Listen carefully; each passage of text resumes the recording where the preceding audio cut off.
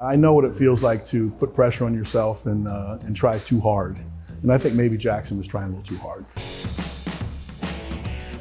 Jackson Holliday had so many eyes on him, killed it in the minors, struggled a little bit in Baltimore, but I'm curious why you think that is. Because he's 20. I mean, he's really young. He's had a tremendous amount of success. I don't think he's ever dealt with some sort of failure.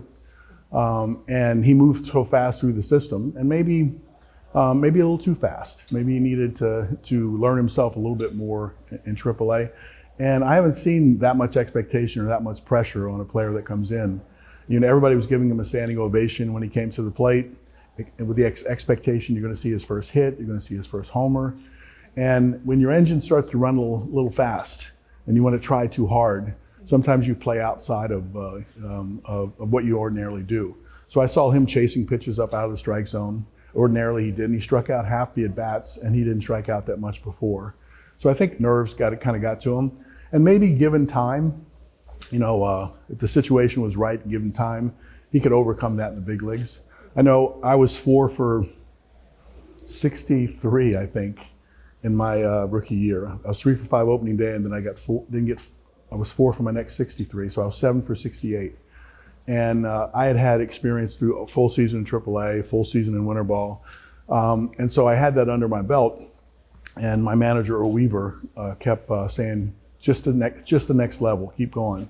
And that allowed me to kind of come out of it, and then I turned out to win the Rookie of the Year that year. But I know what it feels like to put pressure on yourself and try too hard. And I think maybe Jackson was trying a little too hard. You were known for playing over 2,600 games consecutively in your MLB career. Another guy, Adley Rutschman, has very much been prioritizing, making sure he's in the lineup every game. How important is it for a team to have somebody like that who's available like that? Well, I mean, I grew up thinking that was very important. The playoffs can boil down to one game, whether you make it or not. And then where can you make up that game during the course of the season? In my rookie year, we went to game number 162 before it determined who was going to make the playoffs, and we ended up losing by 1 game. So I think all of us looked out in the field while we were watching the other team celebrate. We were thinking, where could we have made up that 1 game? And so it could have been in April, it could be in May.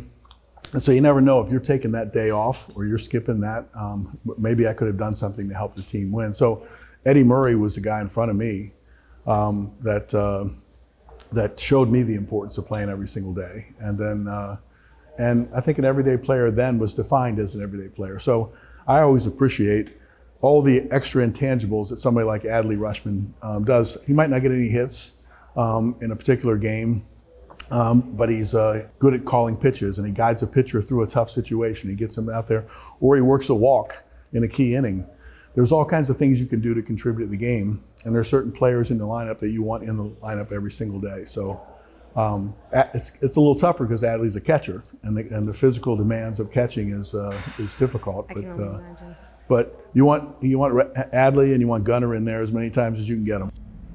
It's crazy because when I think back at my youth, thankfully my parents put me in a bunch of youth sports, but memories were always very fond. So for you, why is it so important to be a part of something like that? So I don't know whether you really fully realize the value when you're going through it as a kid. You're just doing what your parents tell you to do, or you're guiding, and you think it's fun. But then you're learning all kinds of valuable lessons, how to work with other people, your individual responsibility, the importance of practice, and all those things that we all know inherently. But I don't think you get it at that point when you're there. So, you know, when I start to think about it, part of the job of parents or coaches is to kind of open up the kids' world to some of these lessons that you learn. You know, instill fun, instill teamwork, but then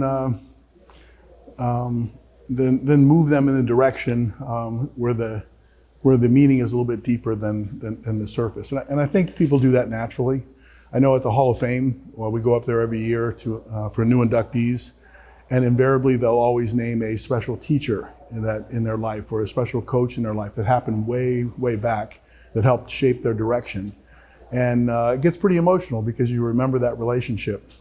And so I think that's the importance of youth sports overall and in general. But coaches play an important role, parents play an important role.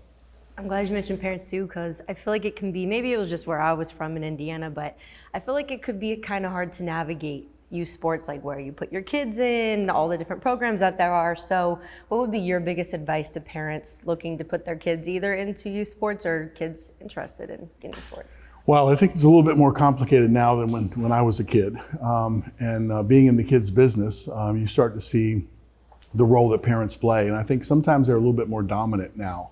Is that in some ways we see attitudes of, I'm putting you in this program, this for your own good. We're going to do this, we're going to do that.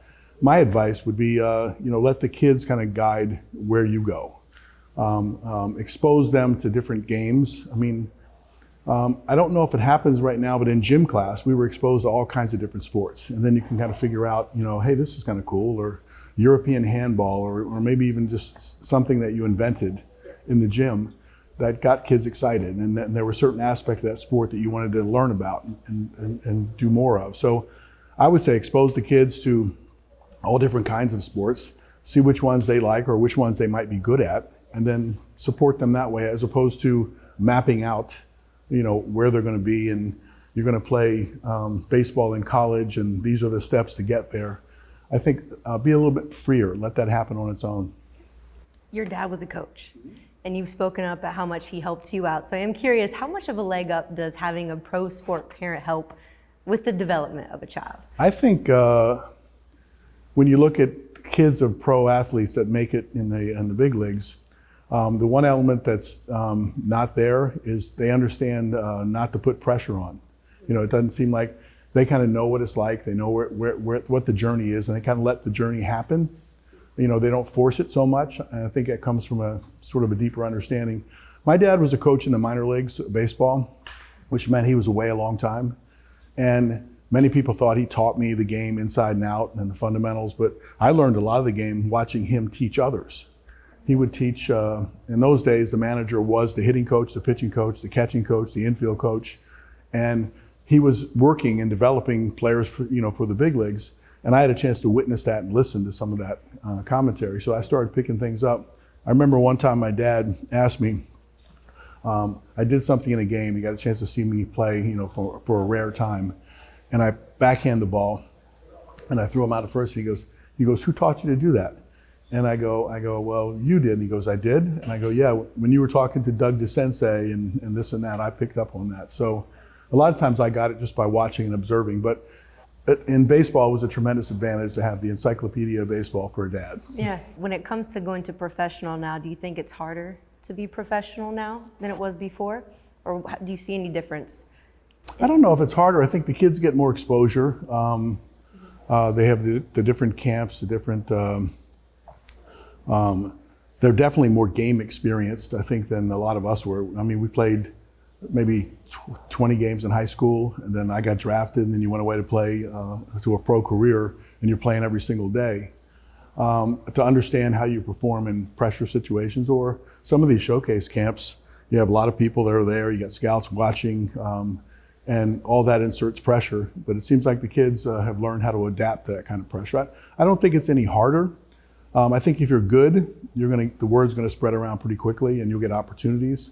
Sometimes you could be overlooked, years and years ago because the scouting wasn't so